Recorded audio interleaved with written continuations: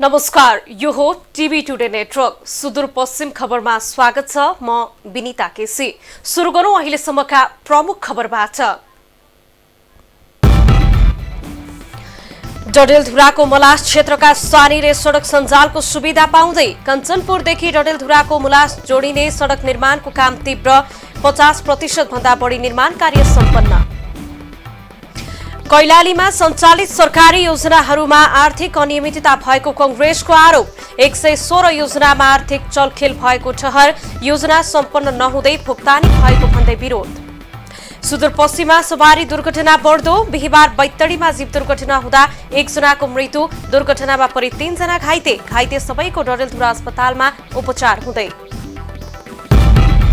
Smart सड़क बत्ती जडानका लागि नेपाल विद्युत प्राधिकरणसँग भीमदत्त नगरपालिकाको सम्झौता।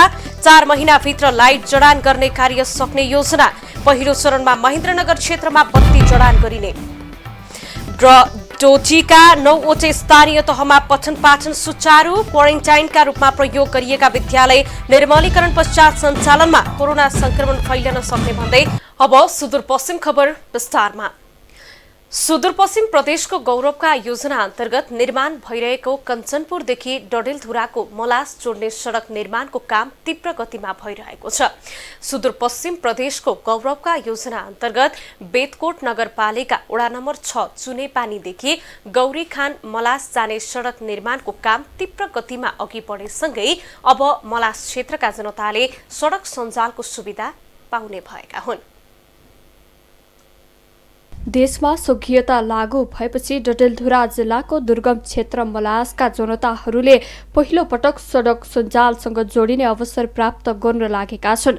वर्षौंदेखिको सपना साकार हुन लागेको भन्दै मलास क्षेत्रका स्थानीयहरू खुसी भएका छन्। सड़क निर्माण पश्चात मलास क्षेत्रका कृषकहरूले उत्पादन गरेका कृषि उपजहरूलाई तराईका जिल्लाहरूमा बजारीकरणका लागि समेत सहज हुने अपेक्षा गरिएको छ। यहाँको पब्लिकलाई कृषि उपजन जस्तो यहाँ अदुवा खेती हुन्छ, हलेदो खेती, अनि यहाँ काफल, मौसम, सुन्तोला, यी विभिन्न फलफुलहरू पनि पर्याप्त हुन्छन्। त्यो सहज रूपमा हाम्रो महेन्द्रनगर, धनगढी, अन्य मार्केटिङहरूमा बिजनेसको रूपबाट उनीहरूले आफ्नो आय आर्जनलाई अगाडि बढाउन सक्थे। 20 रुपियाँको 10 रुपियाँको किन्थ्यौँ 4 किलो काँक्रा। अब यो बाटो ठाउँ भयो, कति राम्रो लाग्यो, कति नआए। यो गरी खाना बाटो पुराना पानी भित्री मधेस पुग्यो, यो मलासमा पुग्यो, कति राम्रो लाग्यो बा, धेरै राम्रो भयो। उच्च कोटी YRJV निर्माण कम्पनीले निर्माण गरिरहेको चुनेपानीदेखि गौरीखान मलास जाने सड़कको 50% भन्दा बढी काम सम्पन्न भइसकेको र काम समेत सन्तोषजनक रूपमा भइरहेको पूर्वाधार विकास कार्यालय कञ्चनपुरले जनाएको छ। 76 असार 30 गते चाहिँ एग्रिमेन्ट भएको हो, जसको काम चाहिँ अहिले एकदम तीव्र गतिमा भइरहेछ।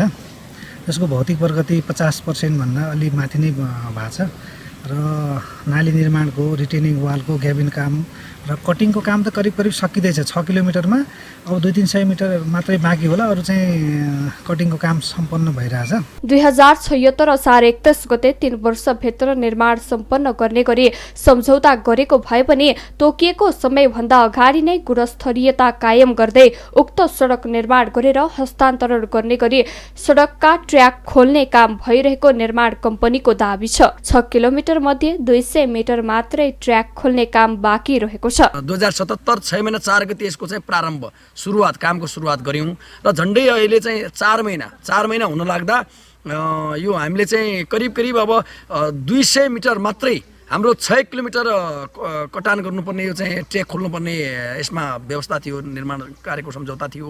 त्यसमा चाहिँ अब चाहिँ 5800 मिटर हामीले चाहिँ यो 4 महिनामै भ्याएका छौँ। कुल 2 करोड 66 लाखमा निर्माण भइरहेको चुनेपानीदेखि गैरीखान मलास जाने सड़कको निर्माणपछि डडेलधुरा, दार्चुला, बैतडी लगायतका पहाडी जिल्लालाई जोड्ने कञ्चनपुरको सबैभन्दा छोटो मार्ग हुनेछ भने सड़क सञ्जालको पहुँचबाट टाढा रहेको मलास क्षेत्रका जनताले समेत सहुलियत पाउनुको साथै धार्मिक पर्यटकीय दृष्टिकोणले समेत महत्त्वपूर्ण हुने अपेक्षा गरिएको छ।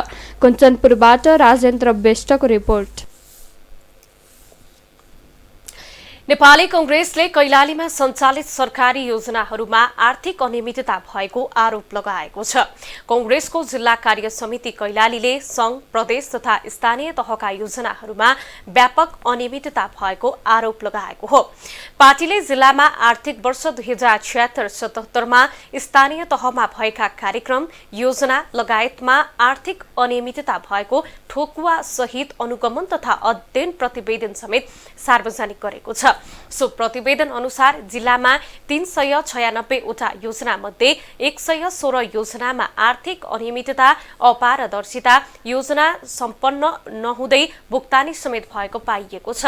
जिल्ला कार्य समितिका तर्फबाट आयोजित पत्रकार सम्मेलनमा जिल्लाको 13 वटा स्थानीय तह मध्ये 11 वटामा समिति गठन गरी अनुगमन गरेको जिल्ला उपसभापति प्रकाश बहादुर बमले जानकारी दिनुभयो। अछामको पञ्चदेवल विनायक नगरपालिका 2 का वडाध्यक्ष पदम बहादुर धामीको हत्यामा संलग्न रहेका 4 जनालाई जन्मकैदको फैसला गरिएको छ। जिल्ला न्यायाधीश नवीन कुमार जोशीको बुधबार बसेको एकल इजलासले हत्यामा संलग्न भएका पञ्चदेवल विनायक नगरपालिका 2 का स्थानीयवासी प्रेम बहादुर धामी, जीवन धामी, रमेश बहादुर धामी र थर्ब बहादुर धामीलाई जन्मकैदको फैसला सुनाएको अदालतका श्रेष्ठदार नारायण पौडेलले जानकारी दिनुभएको छ। वडा अध्यक्ष धामी विक्रम सम्वत 76 माघ महिनाको 20 गते राति भैँसीकोटमा मृत फेला पर्नु भएको थियो। मृतक वडा अध्यक्षका भाइ सुरत बहादुर धामीले स्थानीय 9 जनाले हत्या गरेको भन्दै उनीहरूको नाममा किटानी जाहेरी दिएपछि हत्यामा संलग्न रहेको आरोप लागेका अन्य 5 जनाको कसुर नरहेको भन्दै अदालतले सफाई दिएको छ भने 4 जनालाई जन्मकैदको फैसला सुनाएको छ। मृतक धामी नेपाली कंग्रेसबाट वटा अध्यक्षमा निर्वाचित हुनुभएको थियो।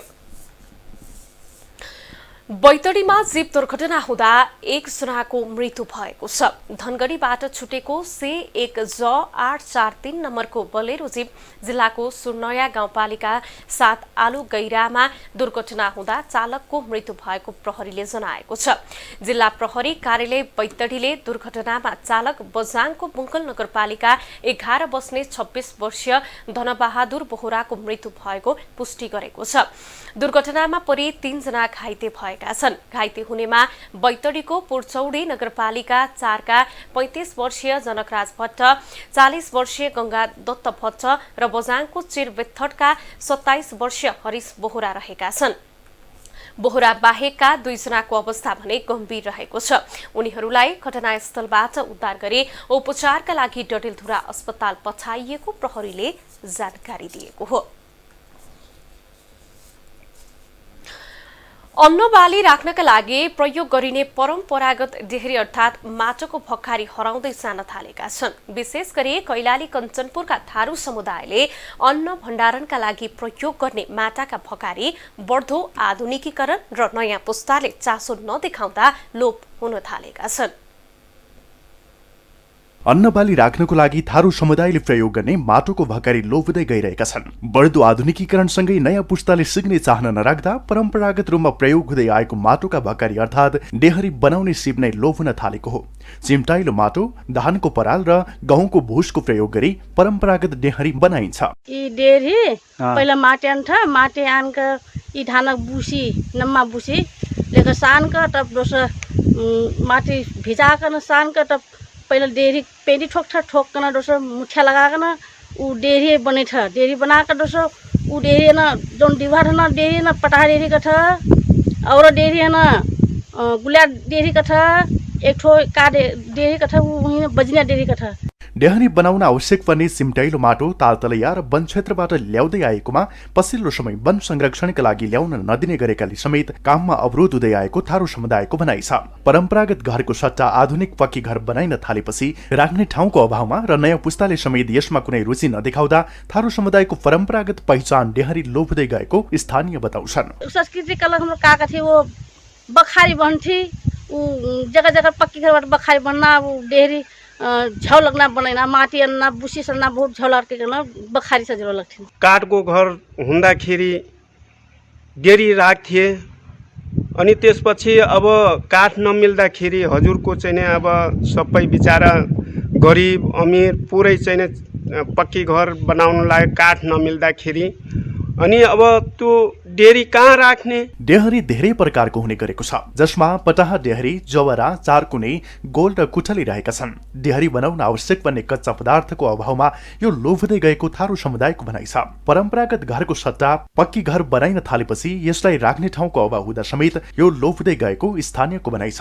एकपटक बनाएपछि वर्षौंसम्म अन्नबाली भण्डारण गर्न सकिने भएकोले यसलाई जोगाउनको लागि आवश्यक तालिम लगायतको व्यवस्था गरिनुपर्ने स्थानीय जानकारको भनाइ छ। आजभोलि यो चाहिँ लोप भइसकेको मान्छेहरू यसलाई बनाउन नै मान्दैनन्। त्यसको निमित्त पहिला पुराना हाम्रो पुर्खाहरूमा को छन् त उनीहरूलाई उजागर गर्ने हाम्रो नगरपालिका वडा कार्यालय थ्रुबाट चाहिँ उजागर गर्नु पर्यो। तिनीहरूलाई चाहिँ समाजको हातले ल्याउनु पर्यो। टिन, बाँस, निगालो र प्लास्टिकका भकारी सहजै रूपमा बजारमा किन्न पाउन थालेपछि डेहरी बनाउने काममा यसको प्रभाव परेको देखिन्छ। यसमा राखिने अन्नमा वर्षौंसम्म राख्दा समेत किरा लाग्ने र बिग्रिने डर हुँदैन। यसको जगेर्नका लागि नयाँ पुस्तालाई तालिम दिन आवश्यक रहेको र यसका लागि योजनाका साथ अगाडि बढिरहेको जनप्रतिनिधि बताउँछन्। डेरी हामीहरूले संरक्षण गर्नुपर्दछ। हामी जनप्रतिनिधिहरूले कसरी हुन्छ डेरीको थारू समुदायभित्र रहेको या परम्परागत भण्डारण गर्ने डेरी हामीहरूले आफ्नो सक्दो प्रयास गरेर यसलाई जगेर्ना गर्न लाग्नुपर्दछ भन्ने। डेहरी अन्न भण्डारणका लागि थारू समुदायको प्रमुख वस्तु जस्तै मानिन्छ। थारू कला र संस्कृतिसँग जोडिएको डेहरी परम्परागत पहिचान भएकोले यसको सिप हस्तान्तरणमा पुरानो पुस्ता र सिकाइमा नयाँ पुस्ताले चासो राख्नु आवश्यक छ। साथै स्थानीय सरकारले पनि परम्परागत कला, संस्कृति र पहिचानलाई जीवन्त राख्न आवश्यक ध्यान दिन जरुरी छ। कञ्चनपुर बेलौरीबाट करण कार्कीको रिपोर्ट। सुदूरपश्चिम खबरमा पालो छोटो विश्रामको।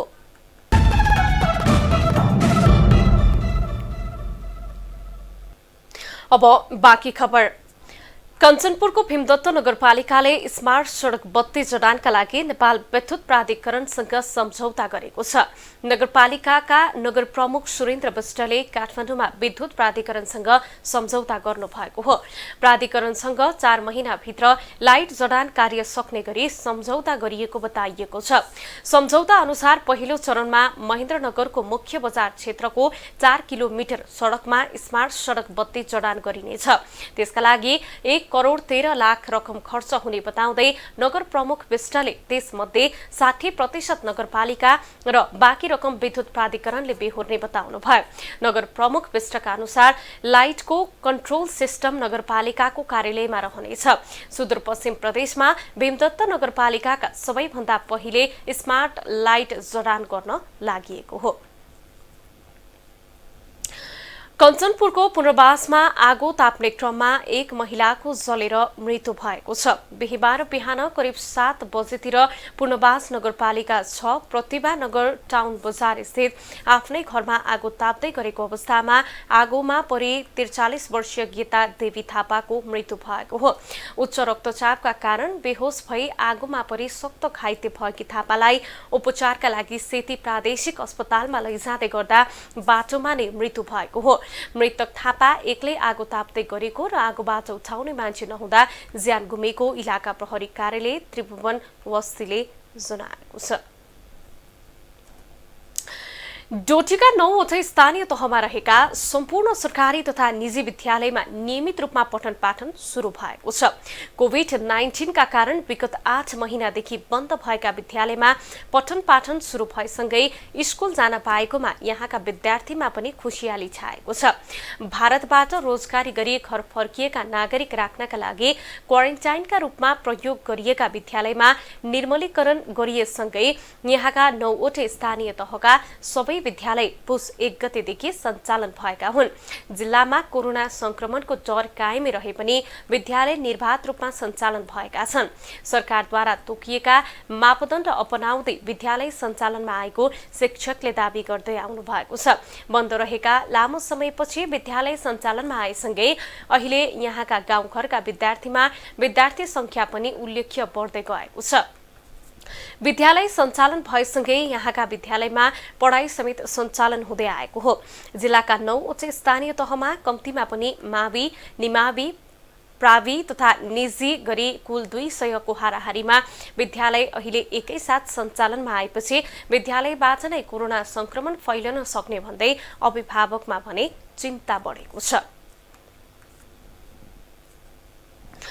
कैलालीको धनगढी उपमहानगरपालिका 3 बोरा डाँडी स्थित टोलमा बुधबार राति आगलागी भएको छ। स्थानीय पिरु भण्डारीको घरमा राति 12:30 बजेको समयमा आगलागी भएको स्थानीय रुबस टोल विकास समितिका अध्यक्ष ईश्वर बहादुर चन्दले जानकारी दिनुभयो।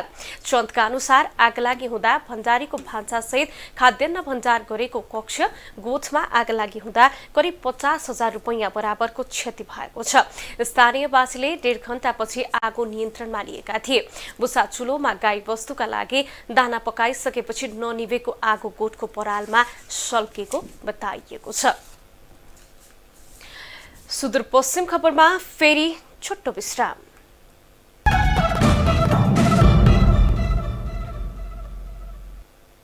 अब जनआवाज।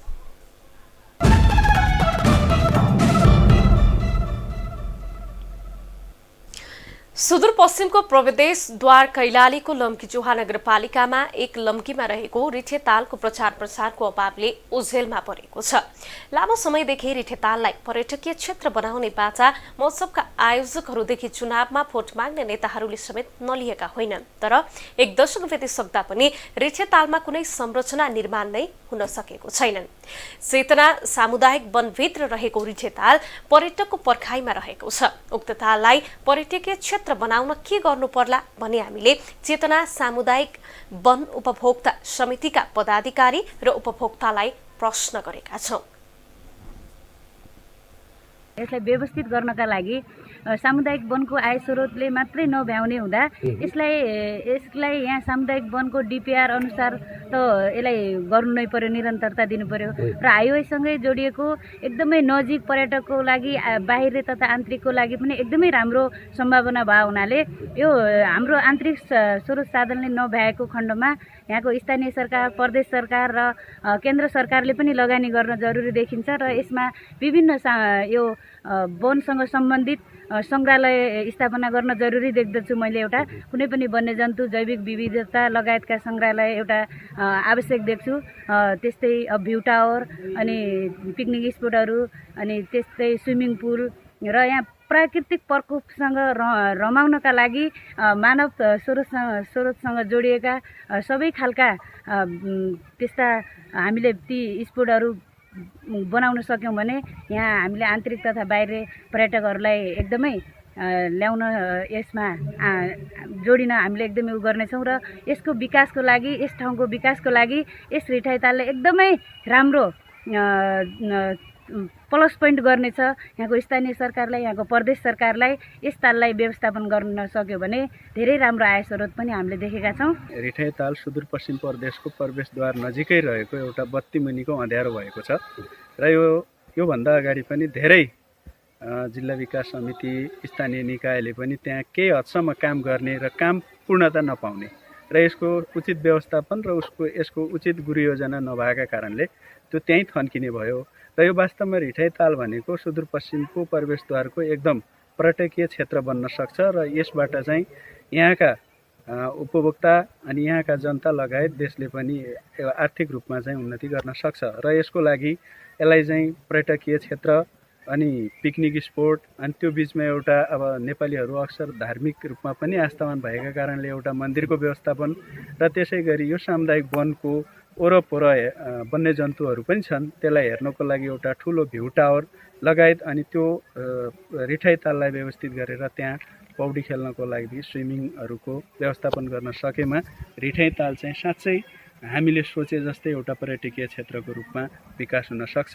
यो ताललाई यदि हामीले चाहिँ एउटा भ्यू टावरको रूपमा चाहिँ हामीले अर्थात् एउटा भ्यू टावर, त्यसपछि त्यो तालमा हामीले चाहिँ बाह्रैमासे पानी व्यवस्थापन गर्नको लागि यहाँ हामीले चाहिँ बोर्डिङ हामीले चाहिँ गाडिसकेका छौँ र चाहिँ त्यसमा हामीले चाहिँ बोटिङको चाहिँ व्यवस्थापन गर्न सकियो भने अझ चाहिँ राम्रो हुने र यो चाहिँ ताललाई व्यवस्थापन गर्नको लागि यसको आफ्नै गुरु योजना अनुसारको चाहिँ डिपिआर बनिसकेको कारणले गर्दाखेरि त्यो चाहिँ डिपिआर अनुसार त्यहाँ वनदेवी मन्दिरहरू भयो, पिकनिक स्पोटहरूदेखि लिएर थुप्रो यो ताल चाहिँ व्यवस्थापन कसरी गर्ने भन्ने त्यो सबै त्यहाँ डिटेल आइसकेको छ। त्यसमा कुनै सङ्घ संस्थाहरूले चाहिँ सहयोग गर्न चाहनुहुन्छ भने त्यो डिपिआरको चाहिँ मापदण्डभित्र रहेर अन्य सङ्घ संस्थाहरूले चाहिँ सहयोग गरिदिनु हुनुपर्ने आदि अपिल गर्दछौँ। यो रिठे ताललाई एउटा पर्यटकीय स्थल बनाउनु पर्छ भन्ने कुरामा कोही पनि अभिज्ञ यहाँ नभएको जस्तो मलाई लाग्छ। यो ढिलाइ मात्रै भएको हो, रकम नभएर बोल्ने मात्रै गर्ने कोहीले नै होइन। जस्तै यहाँ जाने उत्सवहरू पनि मनाइयो, रिठे ताल त्यो लगानीभरि रिठे तालमा खर्च गर्छौँ भन्ने भयो, महोत्सवहरू पनि लागे, नेताहरू पनि बोले, केन्द्रीय नेताहरू समेत आएर चाहिँ मान्यज्यूहरू पनि आएर बोल्नु भएको छ र बिस्तारै यसलाई गर्नु होला, गर्छन्। मुख्य कुरो त हाम्रो दायित्व के भने यो पर्यटक भन्ने कुरो कस्तो भने वनस्पति पर्यटक, जस्तै जङ्गली जनावरहरूलाई हेर्न पाउनु, जस्तै माछाहरू उत्पादन प्रकृतिबाट उत्पादन भएको चिजहरू जस्तै माछा, जनावर, पशु पन्छी, चराचुरुङ्गीको पनि रमाइलो हेर्ने ढङ्गले बनाउनको लागि उनीहरूलाई चाहिँ एउटा छुट्टै किसिमको चाहिँ एउटा पानीको चाहिँ ताल बनाइदिने कि त्यो पर्यटकीय मानिसहरू आएको चलफल उनीहरूले टाढेबाट देख्नु परोस् तर तिनीहरू डराएर भाग्नु नपरोस् भनेर उनको लागि छुट्टै ताल, पशु जनावरहरूको लागि र अरू व्यवसायको लागि चाहिँ छुट्टै ताल, एउटा चाहिँ ताल पोखरी भन्छ, अरू नाम के भन्छ मेरो विचारले यो हाम्रो एउटा पौडी पोखरी छुट्टै जाने बनाएर हाम्रो यो गर्मी समयमा हाम्रा यहाँको चाहिँ लम्की चुवा युवाहरू सबैले पनि एउटा चाहिँ होइन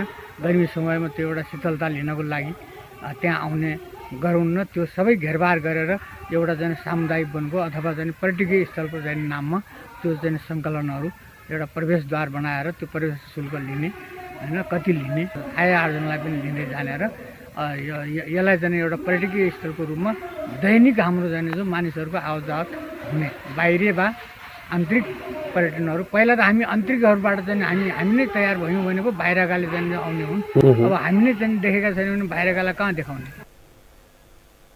सुदूरपश्चिम खबर सकियो। बिदा लिनु पूर्व प्रमुख खबर फेरि एकपटक। डडेलधुराको मलास क्षेत्रका स्थानीयले सडक सञ्जालको सुविधा पाउँदै कञ्चनपुरदेखि डडेलधुराको मलास जोड्ने सडक निर्माणको कार्य तीव्र, 50% भन्दा बढी निर्माण कार्य सम्पन्न। कैलालीमा सञ्चालित सरकारी योजनाहरूमा आर्थिक अनियमितता भएको कंग्रेसको आरोप। 116 योजनामा आर्थिक चलखेल भएको ठहर, योजना सम्पन्न नहुँदै भुक्तानी भएको भन्दै विरोध।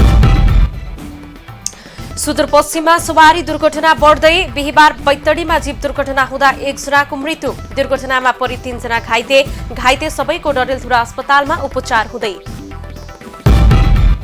स्मार्ट सडक बत्ती जडानका लागि नेपाल विद्युत प्राधिकरणसँग भीमदत्त नगरपालिकाको सम्झौता, 4 महिनाभित्र लाइट जडान कार्य सक्ने योजना, पहिलो चरणमा महेन्द्रनगर क्षेत्रमा बत्ती जडान गरिने। र जोटीका 9वटै स्थानीय तहमा पठन पाठन सुचारू, क्वारेन्टाइनका रूपमा प्रयोग भएका विद्यालय निर्मलीकरण पश्चात सञ्चालनमा कोरोना फैलन सक्ने भन्दै अभिभावकमा भने चिन्ता।